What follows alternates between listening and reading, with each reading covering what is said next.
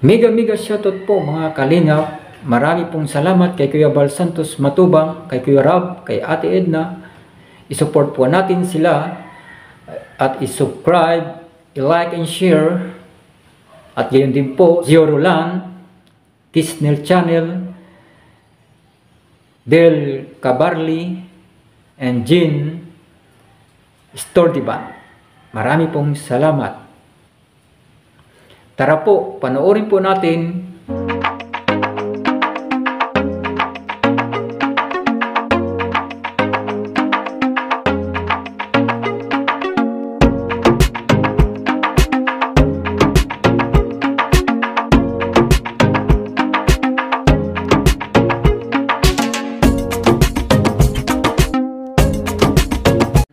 Kumisan niya sa loob. Sisigaw niya, Lula! Ay, natatakot siya. Hindi naman po, kaya lang Nararamdaman niya. nararamdaman niya. Parang na ano siya siguro kung serious. Kung minsan binibiro yan. Kung kinakalabit yung ulo niya. Kaya siguro natatakot siya. Eh, hindi ko naman siya pinapabayaan dito. Siyempre, kailangan talaga niya na may... Kung naman niya siya ngaya mag-isa, hindi. Talagang kahit na yung kapatid niya, pinapabantayan ko yan. Kailangan dito na hindi siya yung... Dalaga, di ba?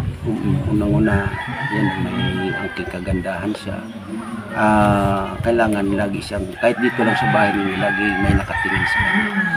Yun ang importante. Hindi ko napapabayaan dito. Kasi medyo sulok kayo dito. Kahit sabihin na barangay ito, pero medyo sulok pa din. Hindi tayo magtiwala sa tao. Kaya yan ang inaano ko yan. Kaya pag yan ako sa labas, kapag lumalabas yung mga kapatid, uuwi na ako niyan. Importante. May duda ko, may tao nakatingin. Pumunta sa loob. Pasok ka sa loob. So, ang nangyayari ngayon ay yung pakiramdam mo ay talagang dinodoble mo ng ano. Opo, tapos parang, parang sumay kakaiba po, parang kahit po parang may katabi ka, ganun po. Parang may kakaiba, parang may presensya hindi mo alam. Tapos pag yung may, parang biglang may gumagano. Tumatakulan po talaga. Ganun. Very good. Kasi Nababangga ka. So, ang importante, makaiwas ka kaagad. Sabi ko sa kanya, talas-talasan mo yung pakiramdam mo. Para kung ikaw lang dito mag-isa kung wala to, ka rin, nagtatakbo. Kasi ilang taon ka nung nagkaganyan ka? 17. 17. Siguro kung mula pagkabata ay gano'n na, talagang kumbaga masasanay na. Sanay na. Pero dahil sa hindi siya nasanay sa gano'n at bigla na lang, diba? Iba talaga. Oo, iba. Kahit na ako, parang ako nahihirapan. Kung minsan pumipikit yung mata ko na Di ba? Kahit tayo, pipikit natin yung mata natin tapos maglalakad tayo. Parang mahirap. Sa umpisa, mahirap. Pagkakape, umpisa ng una, kape ako. Napaso yung labi ko, tapos hindi lang ko. Tapos, tinry ko ulit. Tapos, yun, parang sa una, mali. Pangalawa, nakukuha ko na parang naisip ko na agad yung pero pag minsan, mali pa dito. Pag may minsan.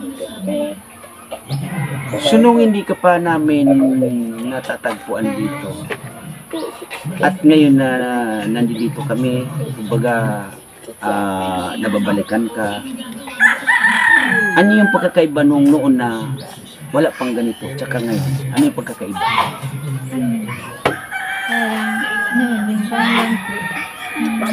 Parang wala pa akong nakuha na ibang boses. Sila lang po. Tapos, ngayon po, parang iba na. Tapos, parang may ibang presensya. Tapos, parang may nakakausap. Yung hindi ka na po nahihiya. Pag meron po sito pumupunta, tago po ako. Doon po ako sa loob. Ganun po. Di po ako, minsan, pag meron kasamang kumain dito, tago din ako. Di po ako sumasali. Pero ngayon po, parang, iba po sa pakiramdam na may kausap ng ibang tao lang. O kasi, unang-una, ang kausap mo ngayon ay si Coco Martin. Di ba?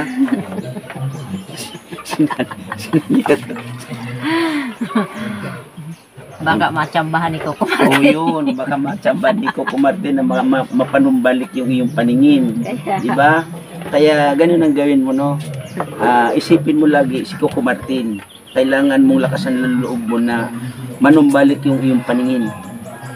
At yun nga, kung ano yung ano ni lola mo ay makipagtulungan ka. Lalo-lalo na dun sa ano na hot water therapy.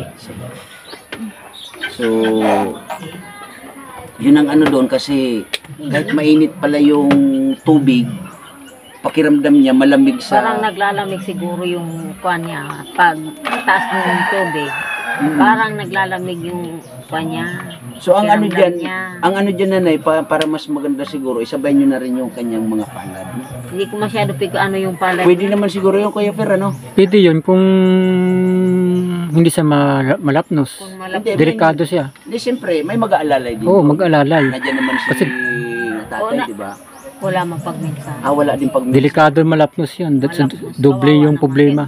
Inaano ko nga yung paa, sabi ko, huwag mo ibaba yan, baka ano ang kadyan. Mahirap gamuting Basta lapnos. ano yun nanay, yung kumbaga, Mamaya nagalit pa sa akin yung nanay niya kasi ano nyo nang siguraduhin nyo yung ano ng mga paa niya kasi Yung paa na lang mainit muna ang po. water. Secured yung mga pa. Secure nyo yung ano kasi mainit yun. Ano pa, sigaw na lang ako. Hindi kasi kung malapnos naman yung mga paa. Lalo na ako, Jesus, marusit. Hirap gamutin yung lapnos. Mahirap yan. Punta tayo dyan sa ospital. Sakit yun.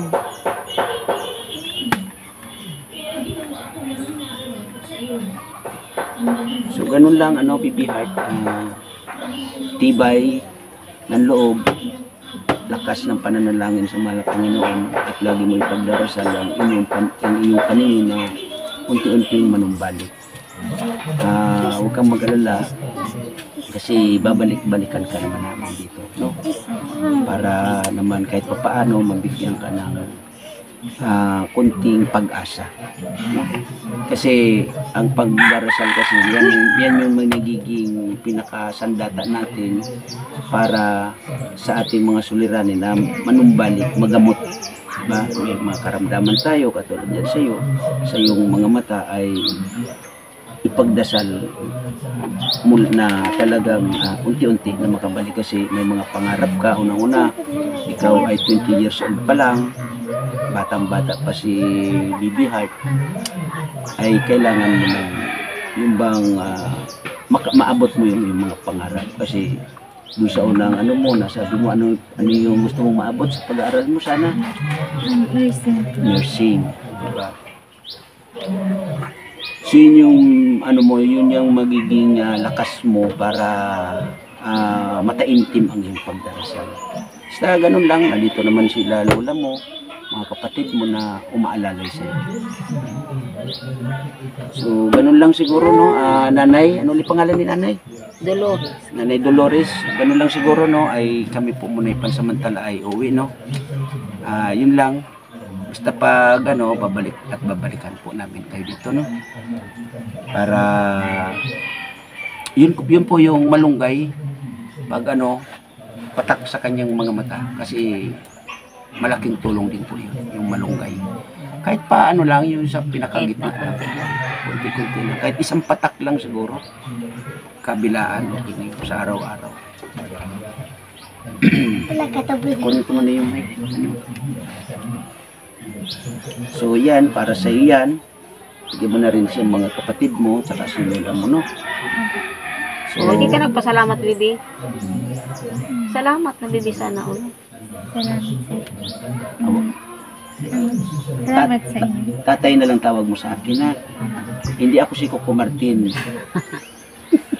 Pero pag makita mo, pag maisip mo si Coco Martin, lakasan mo loob mo. Kasi baka yun yung magdadala sa iyo para manumbalik ang iyong paningin.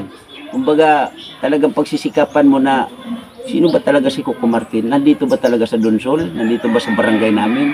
Gusto ko na makita talaga. Ganun lang.